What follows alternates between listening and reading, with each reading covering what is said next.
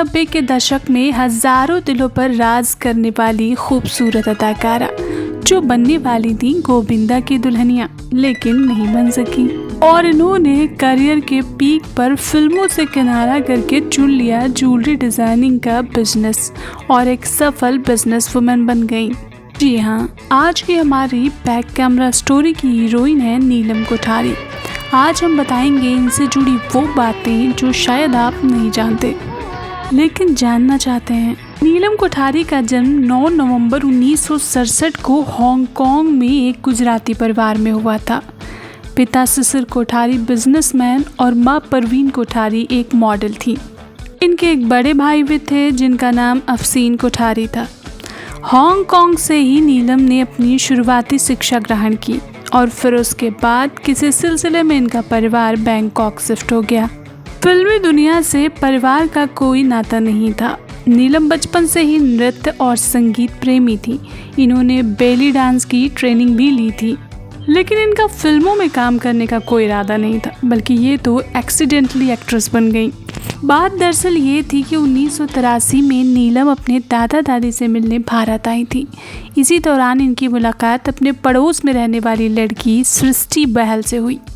दोनों में दोस्ती हो गई, दोनों सहेलियां बन गईं और साथ साथ टेनिस खेलती, बातें करती और मस्ती करती। एक दूसरे के घर भी आती जाती थी। खुशकिस्मती से सृष्टि के पिता रमेश बहल एक फिल्म डायरेक्टर थे और उस वक्त एक नई फिल्म पर काम कर रहे थे और हीरोइन के रूप में एक फ्रेश फेस की तलाश थी उन्हें। रमेश बहल साहब ने नीलम को देखा तो उनके दिमाग की बत्ती जली। नीलम काफ़ी खूबसूरत, कॉन्फिडेंट और अच्छी पर्सनालिटी की मालिकिन थी। साथ ही भाषाओं पर भी इनका कमांड काफ़ी अच्छा था। उन्होंने नीलम को फिल्म ऑफर कर दी। लड़की बहुत खुश हुई और झट से हाँ कर दी, लेकिन जब माता पिता से पूछने गई तो उन्होंने साफ इनकार कर दिया। वो नहीं चाहते थे कि उनकी बेटी हीरोइन बने, लेकिन नीलम भी जिद्दी थी, जिद पर अड़ गई। आखिरकार पेरेंट्स भी मान गए। तब मैं 16 साल की रही होंगी नीलम। साल था 1984 और फिल्म का नाम था जवानी। हालांकि ये फिल्म फ्लॉप रही, लेकिन इसका गाना तू रूठा तो मैं रो दूंगी हिट रहा। नीलम की अदायगी और अंदाज ने भी लोगों का ध्यान अपनी तरफ खींचा। फिर इसके बाद इन्होंने अफसाना प्यार का, खुदगर्ज, खतरों के खिलाड़ी, सिंदूर और घराना जैसी तमाम फिल्मों में काम किया और देखते ही देखते नीलम बॉलीवुड का एक जाना माना नाम बन गई। अग्निपथ हो के इंद्रजीत, संतान हो के हम साथ साथ हैं, नीलम ने अपनी एक्टिंग का लोहा मनवाया और उस वक्त के तमाम दिग्गज अभिनेताओं के साथ काम किया। लेकिन चंकी पांडे और गोविंदा के साथ इनकी जोड़ी खूब हिट रही। गोविंदा के साथ तो इन्होंने 14 फिल्में की, जिनमें से 10 सुपर हिट रही। ये जोड़ी रियल लाइफ में हिट हुई तो रियल लाइफ में भी हिट होने की इच्छा करने लगी।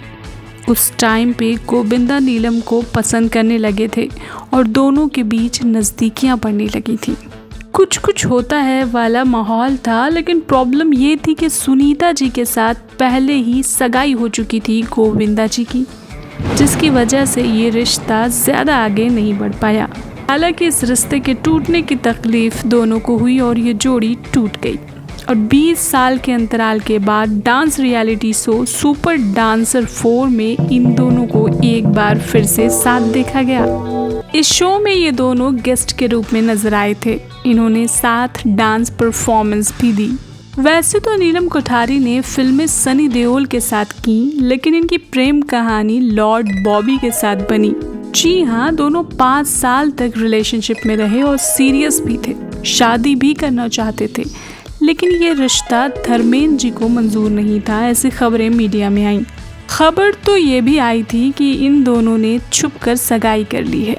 वजह कुछ भी रही हो, लेकिन इस रिश्ते का अंजाम भी जुदाई था। एक बार फिर नीलम का दिल टूट गया था, लेकिन नीलम ने एक इंटरव्यू में कहा था कि हमने आपसी सहमति से अलग होने का फैसला किया है। इस मामले में किसी पारिवारिक सदस्य का कोई हस्तक्षेप नहीं और किसी पर दोष न मढ़ा जाए। वैसे नीलम की जोड़ी सलमान खान के साथ भी खूब जमी थी। खैर, बहुत सारी उपलब्धियां और अनुभव बटोरने के बाद नीलम ने साल 2000 में माता पिता द्वारा चुने गए लड़के ऋषि सेठिया से शादी कर ली। ऋषि एक बिजनेसमैन थे और दुबई में रहते थे, लेकिन नीलम भारत में रहना चाहती थी। धीरे धीरे दोनों में अनबन होने लगी और बात इतनी बढ़ गई कि मामला तलाक तक पहुंच गया। भले ही हांगकांग में पैदा हुई थी नीलम, लेकिन इनका दिल हिंदुस्तानी ही था। इसके बाद इनकी बातचीत एक्टर समीर सोनी के साथ बढ़ गई, जिनसे इनकी मुलाकात एकता कपूर की पार्टी में हुई थी। समीर भी एक डिवोर्सी थे, दोनों के हालात लगभग एक जैसे ही थे। बातचीत बढ़ी, नज़दीकी बढ़ी। 24 जनवरी 2011 को नीलम और समीर ने शादी कर ली। शादी के बाद नीलम ने बेटी अहाना को गोद लिया और एक खुशहाल पारिवारिक जिंदगी गुजारने लगी।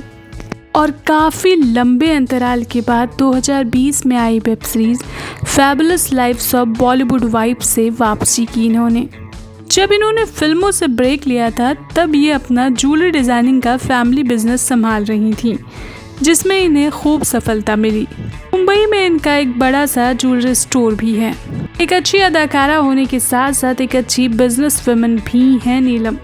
53 साल की नीलम अभी भी काफ़ी ग्लैमरस और कॉन्फिडेंट नजर आती हैं। हमारी तो ईश्वर से यही प्रार्थना है कि इनके जीवन में खुशियाँ और चेहरे पर मुस्कान यूं ही बरकरार रहे। आज के लिए बस इतना ही। ऐसी इंटरेस्टिंग और मोटिवेशनल स्टोरीज सुनने और जानने के लिए जुड़े रहिए बैक कैमरा स्टोरीज के साथ। Bye bye, love you.